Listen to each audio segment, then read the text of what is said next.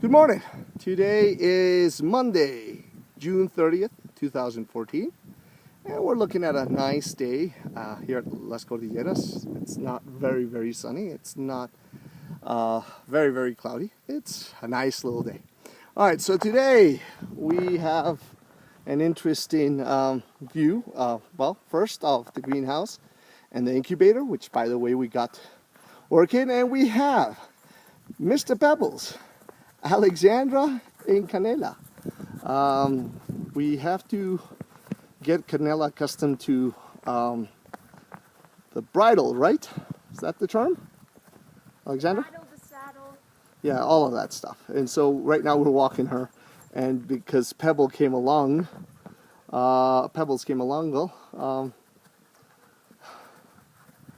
Alexandra decided to pick him up. All right, a couple of things have been happening here at Las Cordilleras. Let's go look. We are running our first test run of the incubator. The famous incubator had been sitting there for months. The fact of the matter was that I did not have enough eggs to do my first trial run. And actually we can hear it humming here. Yeah. And so now we do have enough eggs. This is closed, but we'll have it open in a jiffy. And here's the incubator. The top shelf is the only shelf that is actually filled, almost 90%. There it is. We have basically just one of the 20 shelves. I'm not going to leave this open because it's going to lose a lot of heat very quickly.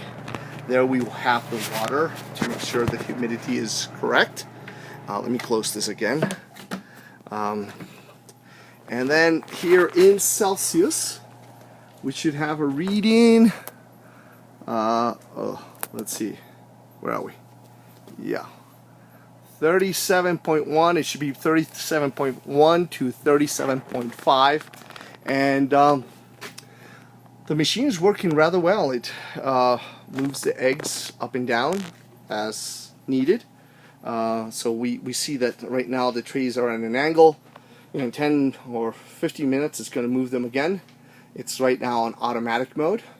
And this is the water bottle that provides the tray below where there's a resistance that basically starts evaporating the water to create the right level of humidity.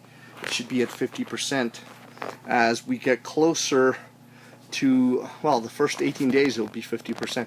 When we are down to the last 3 days, and that's the time we actually, the trays have to sit still, because from that point on the little chicks are going to start cracking the shells and they'll start coming out. The humidity needs to increase to about 60-65%, and then the trays need to be leveled and they need to remain still. Alright, so this is one of the things that has taken place. I'm going to go ahead and close over here, and we're going to go, well, let's see, we're going to go see the other development that has taken place. We decided that the shelter for the chickens was not, well, it wasn't properly done. And it wasn't properly done because, I'm filming, it wasn't properly done because it was basically what remained from the cage that was used for the rabbits. So we sort of recycled that and got it started with that. But no, we decided to do the right type of shelter for this type of weather. In the States you can do this because there you do have cold fall, towards the end of fall, super cold winters, December, January, February, all the way up to March. And then April, sometimes even April can be very cold. But here the temperature is pretty much constant throughout the year. So we can, in fact, do this. Leave it open, allow them to go around and roam. And so the other thing, at least Fernando had this great idea, is that we were going to put the shelters further down the slope of the mountain. But the idea he had is, oh, there we have one. She is laying an egg. The other reason we decided to go this way, and it was his idea, it's easier to collect the eggs. We're going to have these platforms where the hens can go freely, select a nest, lay their eggs, and then they go down, like we see those down there, to basically forage and just eat whatever bugs are, you know, in place. So this is working out a lot better.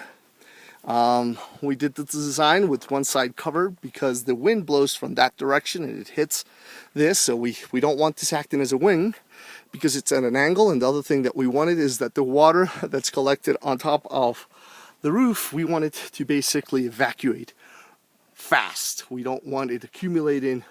We've had instances where the angles were not right. The water just sort of stays there, and we have a potential for disaster. All right, let's go look what else we have. The house, as you can see in the distance, we've made some progress in the house. We're still not entirely finished, but you know, it's more than livable. Alexandra, you need to join the hoses.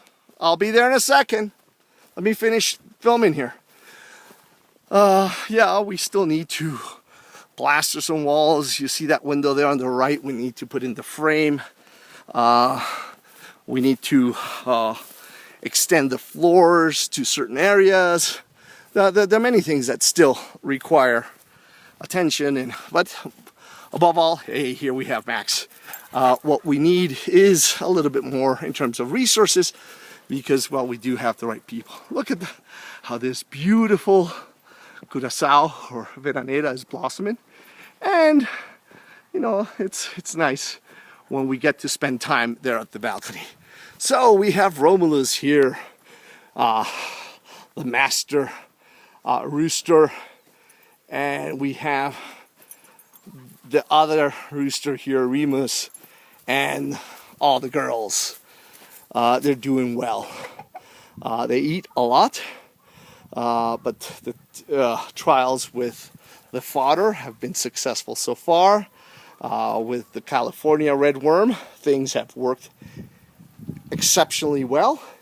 And of course, here we have, let's see, in that corner over there, we have, the glare of the sun's not helping me, but yeah, we have Bertha, and we have Pepe, who's very, very, oh, look at him. Oh, yeah, he does not like when we get close to his turf, and she's just taking care of those eggs.